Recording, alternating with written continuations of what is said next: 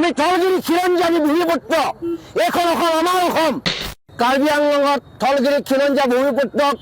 go back to Chinese বুলি ক'ব পৰা সেই কথাই কওক আৰু এইখন অসমত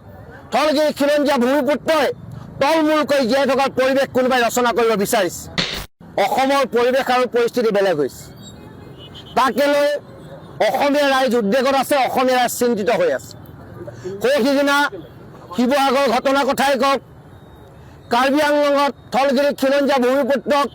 গো বেক টু চাইনিজ বুলি ক'ব পৰা সেই কথাই কওক ফেঞ্চি বজাৰৰ কথাই কওক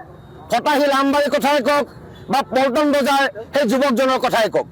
প্ৰতিটো ক্ষেত্ৰতে থলগিৰি খিলঞ্জীয়া জনতাক আক্ৰমণ কৰা হৈছে ফিজিকেলি এছাল্ট কৰা হৈছে আৰু এইখন অসমত থলগিৰি খিলঞ্জীয়া ভূমিপুত্ৰই তলমূলকৈ জীয়াই থকাৰ পৰিৱেশ কোনোবাই ৰচনা কৰিব বিচাৰিছে সেইকাৰণে আমি সদৌ টাইমছতে স্পষ্টভাৱে জনাই দিব বিচাৰিছোঁ যে এই ধৰণৰ আক্ৰমণ সহ্য কৰা নহ'ব থলগিৰি খিলঞ্জীয়া জনতাৰ ওপৰত এই ধৰণৰ বৰ্বৰ আক্ৰমণ কেতিয়াও মানি লোৱা নহ'ব আমি থলগিৰি খিলঞ্জীয়া ভূমিপুত্ৰ এইখন অসম আমাৰ অসম এইখন অসম স্বাভিমানী খিলঞ্জীয়া ৰাইজৰ অসম আৰু এইখন অসমত এনেকুৱা ধৰণৰ দাদাগিৰি যদি চলে আমি কেতিয়াও এইটো মানি ল'ব নোৱাৰোঁ আৰু বিহুৰ পাছত সমগ্ৰ অসমত ইয়াৰ বিৰুদ্ধে প্ৰতিবাদ হ'ব যদি এই আক্ৰমণ চলি থাকে এই পৰিৱেশ ৰোধৰ কাৰণে যদি প্ৰশাসনে কোনো বিহিত ব্যৱস্থা গ্ৰহণ নকৰে তেতিয়া অসমৰ পৰিৱেশ আৰু পৰিস্থিতি আমি সম্পূৰ্ণভাৱে বেলেগ কৰি দিম কাৰণ আমি জীয়াই থাকিব লাগিব আমি সন্মানেৰে বসবাস কৰিব লাগিব এইখন অসমত থলগিৰি খিলঞ্জীয়া ৰাইজৰ অধিকাৰ অনন্তকালৰ কাৰণে থাকিব লাগিব তাৰ কাৰণে আমি বদ্ধপৰিকৰ সেইকাৰণে বিহুৰ আগৰ এই উৰুকাৰ দিনা আমি সকলোৱে সংকল্পবদ্ধ হৈ আমি প্ৰশাসনক আমি স্পষ্ট বাৰ্তা দিব বিচাৰিছোঁ যদি এই ধৰণৰ পৰিৱেশ আপোনালোকে ৰোধ নকৰে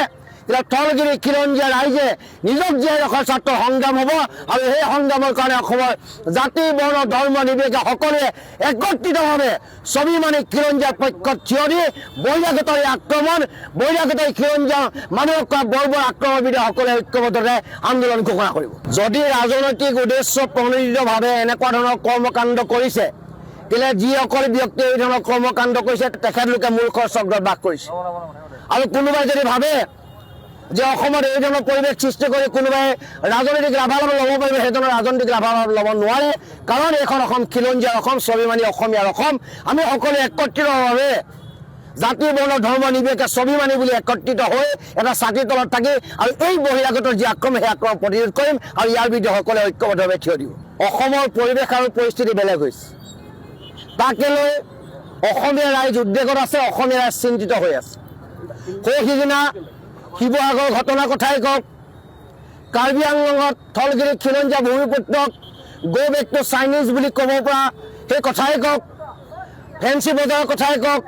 ফটাশিল আমবাৰীৰ কথাই কওক বা পল্টন বজাৰ সেই যুৱকজনৰ কথাই কওক প্ৰতিটো ক্ষেত্ৰতে থলগিৰি খিলঞ্জীয়া জনতাক আক্ৰমণ কৰা হৈছে